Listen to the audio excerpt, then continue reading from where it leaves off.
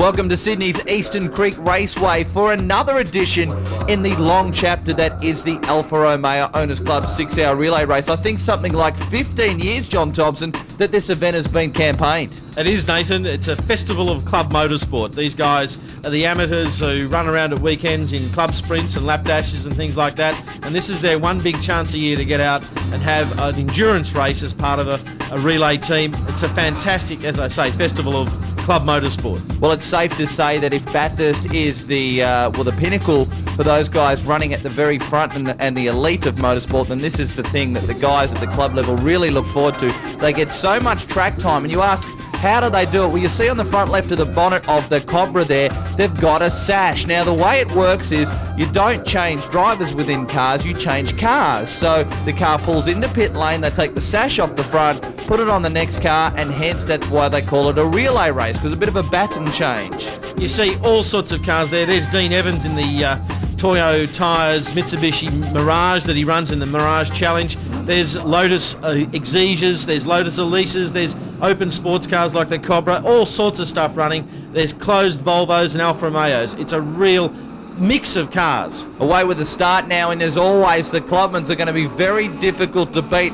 The teams have been very strong at this 6-hour event, but watch that Lotus Elise when it starts to wind up. It's got the horsepower and it's got the speed, and of course running with the 6-hour this weekend is a round of the Toyo Tyres Mirage Series. Of course, they lost a round, so they picked another one up here at the 6-hour, and the guys are running for handicap outright victory within the 6-hour, but it's also earning themselves points for their own Toyo Tyres Mirage Series. So watch those things. They're very quick, and they are set to do very strong times around here at Eastern Creek.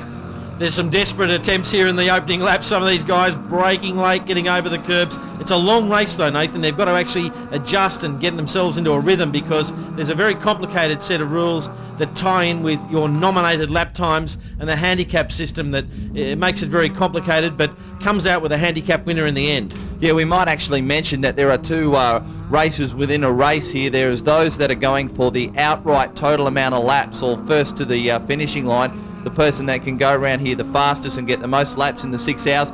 And then there's those guys that are running on the nominated handicap lap time. Now, John was speaking about that earlier. All of the teams here, well, not all of them, some of the teams who dedicate to do that will nominate a lap time. Here's the replay of the start, though, on board with car 4C. And that's the Alpha Sud just getting around a few of the guys. Pretty quick for an Alpha Sud, I might say. Yeah, they used to really motor those little things, and you can see some of the cars coming through there. A big Falcon sedan there through, and one of the little Mirages lobbing a bit of dirt as it goes through the sweeper. Just back on that handicap lap time, if the guys go quicker than their nominated handicap lap time, they actually lose the entire lap. So it's very vital and important for the teams to stay as close to that handicap lap time as they can. Incredibly lightweight. They've got an aluminium frame and a composite body. They've only got about 900 kilos all up, with the driver included, so they're very light, and they've got lots of power from a Vauxhall-based engine from the UK. Speaking of light and very fast, that's what the Toyo Tyres Mirage cars are. You can see a lot of them on the racetrack at the moment. These guys running in their own series. They're 130 kilowatts from the Myvac engine. Dan's Lyle there in the Corolla. All sorts of battles going on through the field, all sorts of different cars, as we mentioned. There's Porsches and Falcons. There's a battle going on with one of the Mirages, and gee, it looks like a Honda there. Here we are. We're just getting ready for the pit stop of the #1 Mirage team here. We've got, at the moment, we have James Dutton coming down pit lane, Kurt Beater in the number 36 car ready to exit. What you'll see on the front of the car, there's what they call a sash. The crew will pull them up and stop them. The team manager will pull them up, stop them, take the sash off the front of the car, put it on the other car, and exit the pit lane. Here they go. Sash comes off the car, onto the next car leaves the pit lane. Fantastic. Very, very quick stop. Well, what it does show, though, is the variety of machinery that you've got at this racetrack. You've got Mitsubishi's up against old Jags, up against Porsches, up against Clubmans, up against HQs, up against sports sedans. I tell you what, if you wanted to see a variety of machinery, this is the place to come. Yeah, the little Mirages there, just showing how nimble they are, outpacing some of the old Jaguars and Alfa Romeos in the veteran class behind them. On board now with car 2A, and you can see David Borg with a huge dive down the inside at turn number 2, locking up the brake on. Looks like a Corolla out in front of him. Well, there'll be more from the Alfa Romeo Owners Club 6 out later on in today's show. Stick around. Good display of different machinery. You can see we've got the Volvo Club, who really are very passionate about their motorsport. He gets it all sideways coming out of turn 6. That's Vince Hamer there in the white 144 Volvo, just being passed by Richard Prince in the 740 Turbo, the later model Volvo. They're in two different teams within the Volvo Club.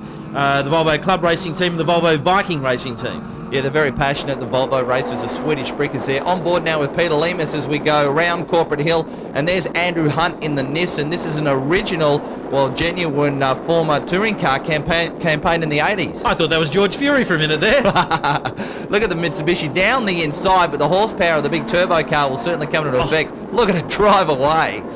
Well, gear selection problems for Henshaw. Looks like we've got brake selection problems for Taplin, who also falls off the racetrack at turn 2. Might be a bit of brake fade, might be a bit of brain fade, in fact, after being out on the track for so long in an endurance race. This is a tough circuit to drive an endurance race in. Yes, certainly is. On board again with Peter Lemus in the Mirage as he chases down the Alfa Romeo GTV. It's called the Alfa Romeo Owners Club of Australia 6 Hour. Doesn't mean it's all Alfa Romeos, as Cotter rejoins the circuit at turn number 6 after he's obviously had himself a little bit of a moment.